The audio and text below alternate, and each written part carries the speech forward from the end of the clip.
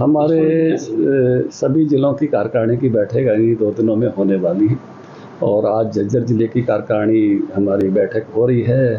विकास वाल्मीकि जी के नेतृत्व में एक तरह से ये पहली कार्यकारिणी की बैठक है, तो मैं पहले तो बधाई देता हूँ विकास जी और इनकी सारी टीम को। और आज की बैठक में हम जहाँ पार्टी की विचारधारा, पार्टी का विकास, इतिहास, विकास, आने वाले जो कार्यक्रम हैं, हमारा जो सेवा पखवाड़ा प्रधानमंत्री नरेंद्र मोदी जी के जन्मदिन से शुरू करके 17 सितंबर से 2 अक्टूबर तक, जिसमें दीनदयाल उपाध्याय जी की जयंती भी 25 अक्टूबर आती है, उसके कार्यक्रम, तो आगामी कार्यक्रमों की योजना हम इसमें बनाएंगे।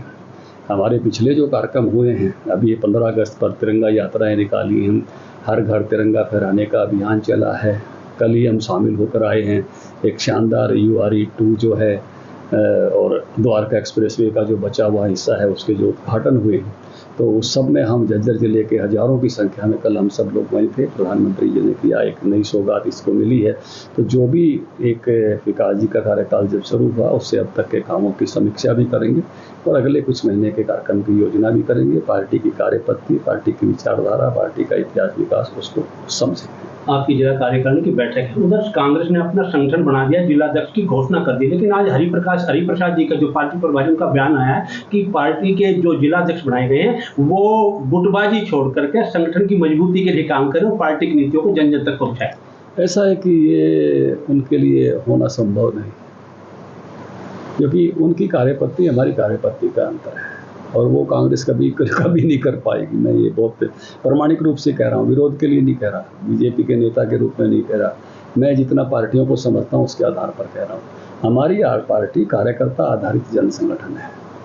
हमारे कार्यकर्ता में से नेता बनते हैं, उन्हीं को आगे बढ़ाते हैं, ऊपर जाते हैं। हमारा प्रधानमंत्री भी अपने आप को कार्यकर्ता मानता है, हमारा राष्ट्रीय अध्यक्ष भी अपने आप को कार्यकर्ता मानता है, हमारा मुख्यमंत्री, प्रदेश अध्यक्ष भी अपने आप को कार्यकर्ता मानते हैं।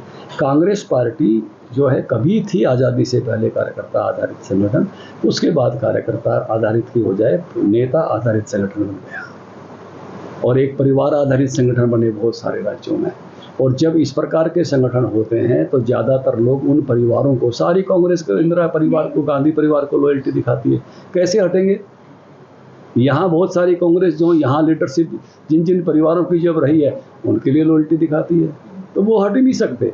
इसलिए ये बिल्कुल सिद्धांत रूप से ही कांग्रेस में हो नहीं सकता। अगर उन्होंने ये सब करना सीखना है तो बहुत बड़ा परिवर्तन करना पड़ेगा।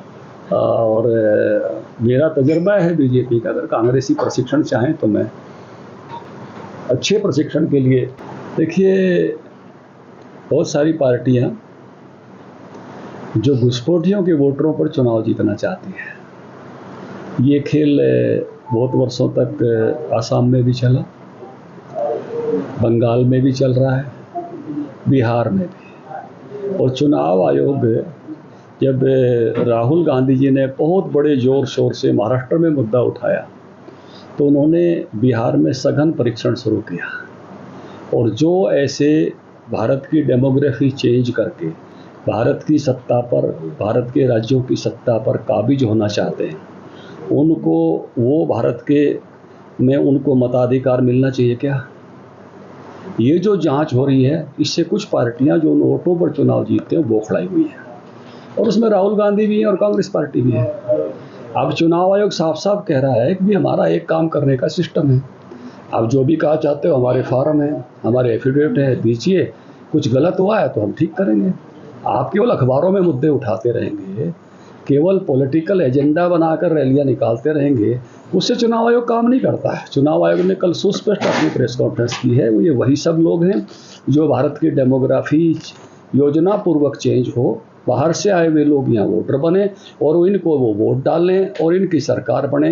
ये सब उस षड्यंत्र के हिस्सेदार हैं। और जब चुनाव आयोग ने ऐसी वोटों को काटना शुरू किया तो ये बौखलाए हुए हैं। दीपेंद्र हुड्डा जी कह रहे हैं कि चुनाव आयोग एक संस्था है, एक संवैधानिक संस्था है। राहुल गांधी संवैधानिक संस्था है क्या? राहुल गांधी एक पर्सन है। चुनाव आयोग, कल को आप सुप्रीम कोर्ट का उल्टा कहोगे, आपने तो ऐसे वो मजाक वाली बात कर दी कि साहब आप लगा लो वकील जज साहब, मेरे को तो मेरी बात समझ में नहीं आ रही। तो ये तो बिल्कुल आपका भी सवाल बहुत ही वहीं पहुंच गया जहां वो हरियाणा में एक हास्यास्पद चुटकुला होता है। राहुल गांधी सवाल खड़ा कर रहे हैं, देश के संवैधानिक संस्था है चुनाव आयोग, कोई भी सवाल खड़ा करे जो चुनाव लड़ता है चुनाव जिनकी पार्टियां लड़ती हैं, उन्होंने अगर चुनाव आयोग की किसी बात से कोई ऐतराज़ है तो वो अपना ऐतराज़ वहाँ निश्चित फार्मों पर लेकर जाते हैं, और उसको अपने दल के नाते से ऐतराज़ है तो लिखित में एफिडेविट दें, क्या दिक्कत है। चुनाव आयोग हमारा ऐसे इंस्टीट्यूशन है जैसे सुप्रीम कोर्ट हमारा इंस्टीट्यूशन है। चुनाव आयोग के बारे में हल्की बात करना, इसका मतलब देश के बारे में हल्की बात करना, देश की डेमोक्रेसी के बारे में हल्की बात करना। इसलिए इस प्रकार की हल्की बात जो कर रहे हैं, क्योंकि सालों तक क्या हुआ, एक परिवार का शासन था और इन्होंने जैसे चाहा वैसे चीज़ों को तोड़ मरोड़ कर चलाने का प्रयास किया। याद कीजिए, जब राजीव गांधी की डेथ हुई थी, राजीव गांधी की डेथ हुई तो एक लोकसभा का चुनाव स्थगित होना चाहिए था जब कैंडिडेट मर जाता है। देश की सारी जो बचे हुए चुनाव थे स्थगित कर दिए इन्होंने। क्या कठपुतली बना के रखा था चुनाव आयोग को? 3 सप्ताह तक देश का चुनाव जो है स्थगित किया गया। सारे देश में जो है वो लोटा लेकर यात्राएं निकाली गई और देश के चुनाव परिणाम बदलने का काम किया कि नहीं किया? कौन सी ऐसी धारा थी जिसके साथ इतने देश का चुनाव जो है रोक दिया जाए? ये वही लोग हैं, इनको वन वे चलने की हमेशा आदत रही है, और जब इनको लगता है कि चीज़ें संस्थाएं ठीक तरह से चल रही हैं और जो घुसपैठिए मतदाता हैं उनके वोट अगर निकलेंगे तो निकलने चाहिए, हर भारतीय नागरिक चाहता है। ये हमेशा ये चाहते रहे कि ऐसे ही घुसपैठिए आएँ, उनकी वोटें बढ़ें, हमको वोटें मिलें, हम राज्य सरकारों में, देश में सत्ताओं में आएँ। इनको देश की एकता अखंडता से, देश की जनसंख्या से, देश की मूल जनसंख्या से कोई उस प्रकार का प्रेम नहीं है, केवल सत्ता से प्रेम है, सत्ता से प्रेम है। एनडीए ने उपराष्ट्रपति पद के लिए राधाकृष्णन जी का नाम फाइनल किया है, इसको लेकर क्या कहेंगे? बहुत शानदार व्यक्तित्व के धनी हैं, मैं बधाई देता हूं उनको। मुझे उनके साथ काम करने का, प्रदेश अध्यक्ष रहे हैं, अवसर मिला है, लंबे समय से भाजपा में हैं, क्योंकि मैं भी लंबे समय से भाजपा में हूं। तो एक शानदार व्यक्तित्व के धनी हैं, महाराष्ट्र में राज्यपाल हैं, पहले झारखंड में थे, प्रदेश अध्यक्ष रहे हैं, लोकसभा में रहे हैं अटल जी के समय में। तो ऐसे शानदार व्यक्तित्व को जो दायित्व मिल रहा है, अभिनंदन है, और एक शानदार उपराष्ट्रपति साबित हो रहे हैं। भिवानी की मनीषा हत्याकांड को लेकर के वहां के लोग सड़कों पर पिछले 5 दिन से उसका अंतिम संस्कार नहीं हो पाया, आरोपियों की गिरफ्तारी नहीं हो पाई है और सरकार को वहां के एसपी तक को बदलना पड़ा है, इसको लेकर क्या कहें? देखिए, बहुत दुर्भाग्यपूर्ण घटना है, हर आदमी में रोष है, सरकार में रोष है, खुद मुख्यमंत्री के हृदय में बड़ा भारी रोष है, और मंत्री महोदया वहाँ जाकर आई है। पूरा पुलिस प्रशासन पूरी मुस्तैदी के साथ लगा हुआ है। सब चाहते हैं कि जल्द से जल्द न्याय मिले और ऐसे दुष्ट लोग पकड़े जाएं।